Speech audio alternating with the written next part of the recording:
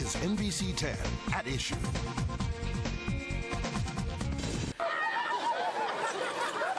And also here at home, some young people overcome the bonds of hate by retracing courageous events of 50 years ago. Now on NBC 10 at Issue. NBC 10 at Issue continues. I'm Steve Highsmith. 50 years ago, Freedom Riders boarded buses in the North. These riders were blacks and whites, mostly in their 20s, who by their very presence together tried to break the chains of bigotry, hate, and segregation that permeated the South. For a quarter of a century, a Philadelphia-based organization has been trying to take the lessons of that bravery and sacrifice and share it with young people who can carry on the spread of tolerance and understanding. It is called Operation Understanding. And with me now are Allison Pockris, Executive Director of Operation Understanding, and Benjamin Tyndall of Masterman High School, and Judy Robbins of Central High School, both in Philadelphia, both new Freedom Riders. Thanks for being here. Appreciate you taking the time. Well, 50 years ago, when the folks got on those buses, blacks and whites, blacks and Jews, they encountered different things, and some of them encountered the fire hoses, they encountered being arrested, they encountered fear. Obviously, I hope that isn't what's happening today, but do you think a connection is made to that with the folks who make the trip? Absolutely. I absolutely do.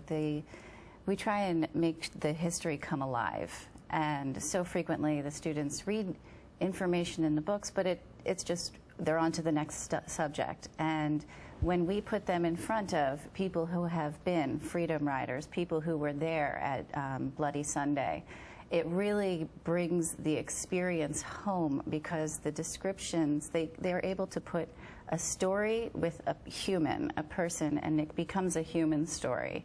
And it becomes a very powerful and motivating experience for them to then reflect on and think about and integrate into their own lives. BJ, do you feel that way? Do you feel now connected? Yeah, absolutely. I think she just said it perfectly. It's like when you read it, it's one thing, and then when you're there, it's a whole nother thing. I think when we met with two different Freedom Riders, and I think what I was most interested in was how they came to be from one place to the other, just to make it more personal, because then I could connect to it. I was just interested in what it was like for them. She just said it. It's to make it a very human thing, as opposed to like this amazing thing that happened 50 years ago. And so it motivates me, I think. Judy? I think that what was most amazing to me about the Freedom Riders that we met with is that their bravery is just very profound, and they were our age, and so to put ourselves in that position and think, would I get on that bus? Because we actually met with John Lewis a few days ago, and he told us that at one point he legitimately thought that he was going to die that day.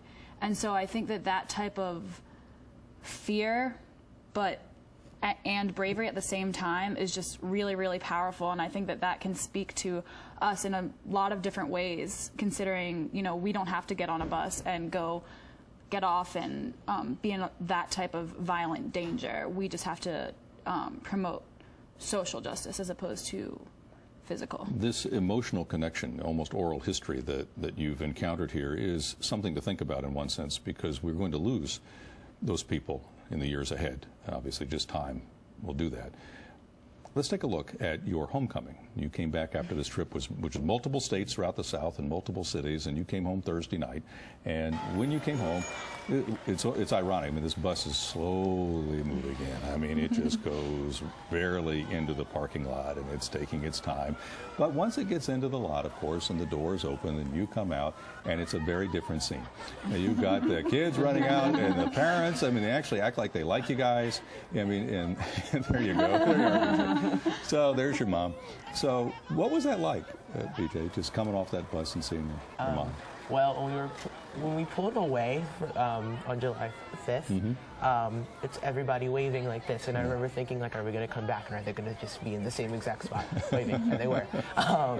And I remember I was like at the window, like knocking, and I was like hoping my mom saw me, because I wanted to share everything that I had just experienced with the people that I love here so badly. And like when I saw them all standing there, it just burst out of me, and I started screaming, and I was running, and I saw my mom, and then my friend Rachel was there, my sister, and my dad. It was just wonderful to see everyone, and then like everybody else's parents too. Like, I don't know them, but I'm also really excited to see them. So, yeah.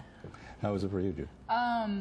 It was really, really exciting. For me, I went to summer camp for many years, overnight camp, and so I think that was very different because it was, I went to summer camp and it was an amazing experience, but this, I learned so much, just like BJ said.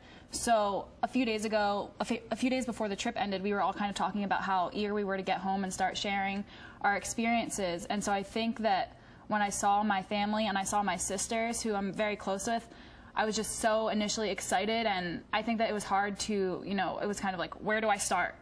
And so everybody was running off the bus. Well, when we come back, I want to find out more about how you're processing all this now and what you really intend to do with it. In other words, was this just something nice so you'll look back on 20 years from now and look at a photo or two? Or do you think it's really going to impact you some way going forward? More on a young person's journey through the South of today through the eyes of yesterday in a moment on NBC 10 at Issue. Stay tuned. You're watching NBC 10 at Issue.